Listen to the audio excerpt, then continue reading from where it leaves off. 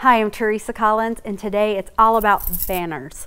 The interior decorator in me loves anything that you can display, and I used all the new collections for these banners. And so I don't know if you can see behind me, but I have this beautiful stationery noted, and I also have a he said, she said. It's like the girl and boy line combined, which would be perfect if you're having a party, or if you want to have something decorative, if you're having a baby shower. If, this one actually reminds me a lot of love. And of course I had bling, I had all those things that I just really, really love. And so I wanted to show this one because this one, swoon, this one is made with the Far and Away.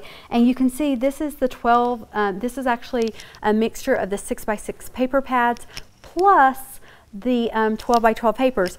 And travel, I just thought, how beautiful is this? And so I want to give you some tips and tricks on how to make a simple banner. Okay, so with this, what you're going to want to do, your 6x6 paper pads will work perfect for this, but also I really love the 12 by 12 papers just because it's really nice to be able to do that. So one of the things that you can do is I'm just going to take one sheet from the paper pad. I'm trying to figure out, and it really doesn't matter which one that you use.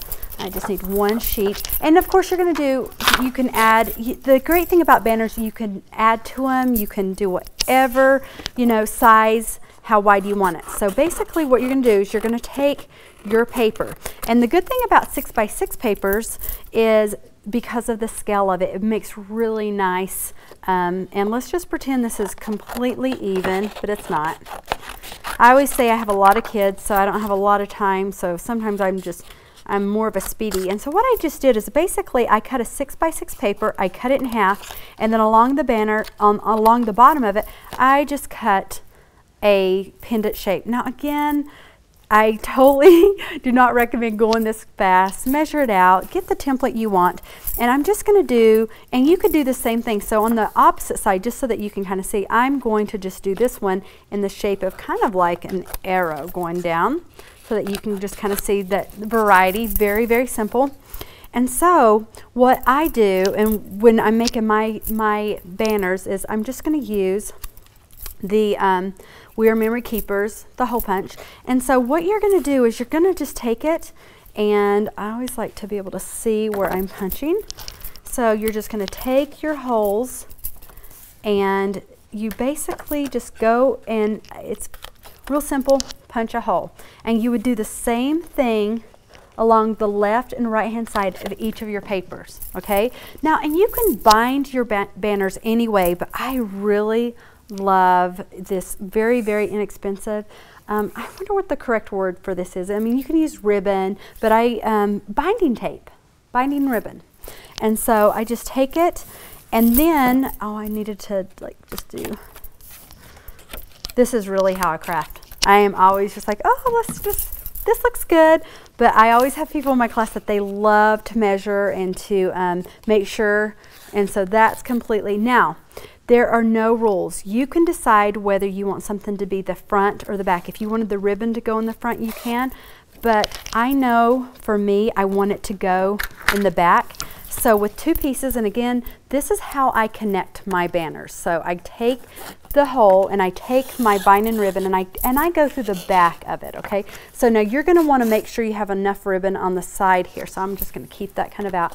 And then I'm gonna go back through the other hole, again on the back, just like this. So this is where, when you're going to create your pendant, I'm going to take the next piece and I'm just going to put it right on top through the hole, so that again, as I'm putting it through, if that makes sense, and I'm going to do that, and I'm going to go through until I have the size of the pendant that I would like. Does that make sense?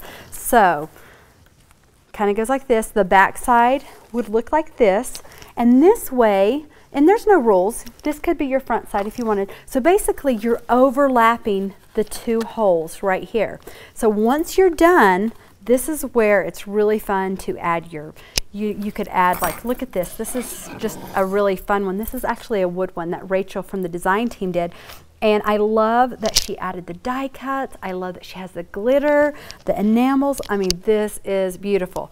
But if you are like me and you want to make sure that there's some pizzazz to the end, this is where you're going to take your tool.